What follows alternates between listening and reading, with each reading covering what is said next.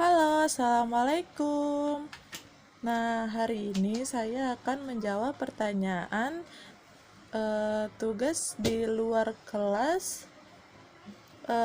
Temanya tentang prioritas dalam proses membimbakan. Nah, pertanyaannya ini sebagai berikut ya. Yang pertama,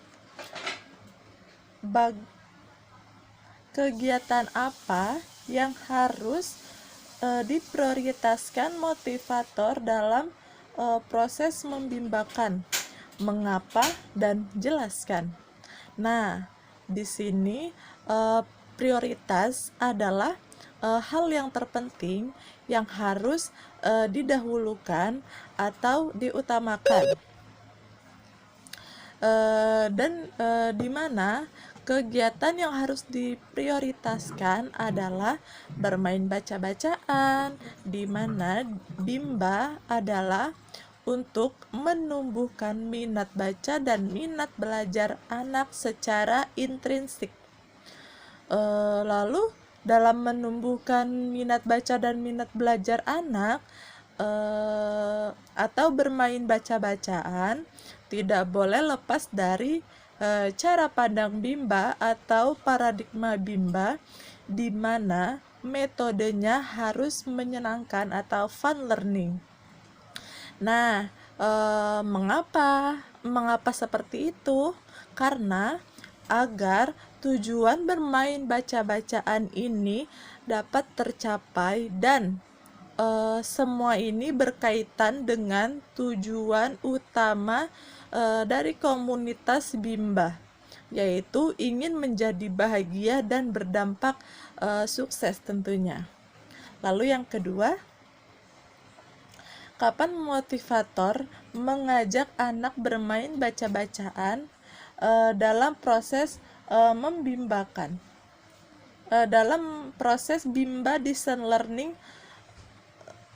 yaitu di setiap awal, di mana di kegiatan awal ini yaitu motivator harus mengajak anak dengan menggunakan metode berbahasa bimba, verbal kata, verbal huruf, berdoa dan bernyanyi sebelum belajar, atau sebelum kita memulai untuk kegiatan belajar, kita harus mengajak anak dulu untuk tertarik dalam bermain baca-bacaan, misalnya seperti baca-bacaan yang sudah mereka kuasai. Lalu di kegiatan inti yaitu bermain baca-bacaan secara bersama-sama. Jadi anak-anak mengeluarkan setiap tiket baca-bacaan dan kita mengajak anak untuk bermain baca-bacaan secara berserentak. Dan kita tentunya harus menerapkan teori bandul, yaitu di mana pusat utamanya yaitu bermain baca-bacaan. Namun ketika anak sudah mulai merasa bosan, kita harus selingkan dengan kegiatan yang untuk membangkitkan kembali kegiatan baca-bacaannya, seperti mengajak berhitung di matematika, atau menulis, atau mewarnai. Nah, ketika anak sudah mulai berfokus kembali, kita ajak anak untuk ke tujuan utamanya, yaitu bermain baca-bacaan. Nah, lalu di kegiatan akhirnya, sebelum di kegiatan penutup, kita mengulangi lagi kegiatan bermain baca-bacaannya agar anak menjadi terampil.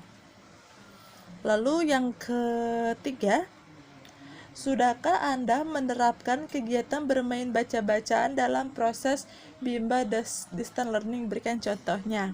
Ya, saya sudah menerapkan kegiatan bermain baca-bacaan di dalam kegiatan bermain sambil belajar distance learning ini, yaitu di saat kegiatan awal saya memberikan atau mengajak anak berdialog berbahasa bimba, tentunya dengan menggunakan verbal kata, verbal huruf, tentunya berdialog dengan anak. Lalu pas di saat kegiatan inti, saya memulai belajar dengan kegiatan bermain baca-bacaan terlebih dahulu.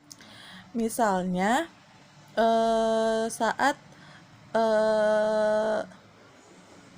di awal anak sudah mengeluarkan tiket baca-bacaannya, kita ajak anak untuk bermain baca-bacaan secara serentak, lalu kita selingkan dengan kegiatan menulis atau berhitung, lalu balik lagi untuk kegiatan baca-bacaannya, dan di kegiatan akhir saya mengajak anak untuk mengulainya lagi secara bersama-sama, seperti itu.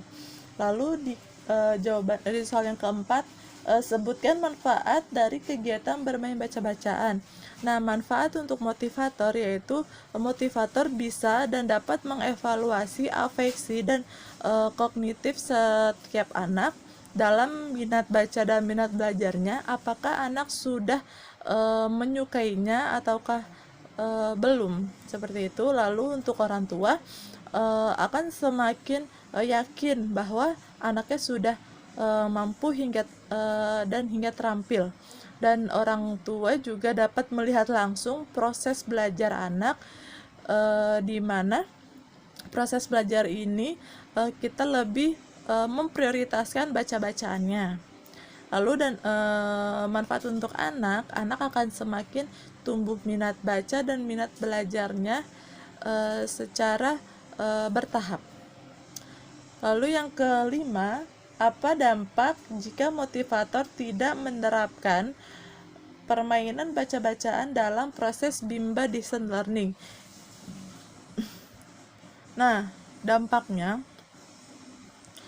yaitu jika tidak menerapkan dalam kegiatan bermain baca-bacaan, tentunya tujuan dari Bimba AIEO ini tidak akan tercapai, karena tujuan Bimba atau prioritas Bimba adalah bermain baca-bacaan.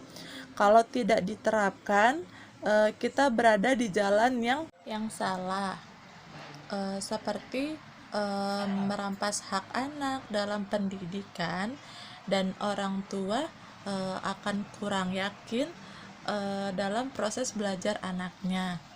Nah, tentunya anak akan merasa tidak mampu dalam kegiatan belajar tersebut, seperti itu. Dan tentunya kita tidak akan mengetahui setiap perkembangan anak, apakah anak sudah mampu untuk membaca atau belum, apakah anak ada kesulitan atau tidak, seperti itu.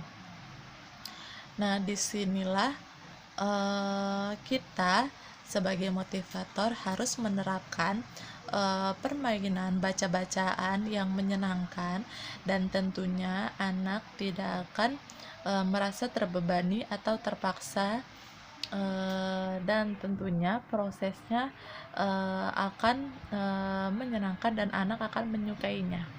Nah, inilah jawaban dari tugas di luar kelas di hari ke-27. Saya ucapkan terima kasih. Assalamualaikum warahmatullahi wabarakatuh.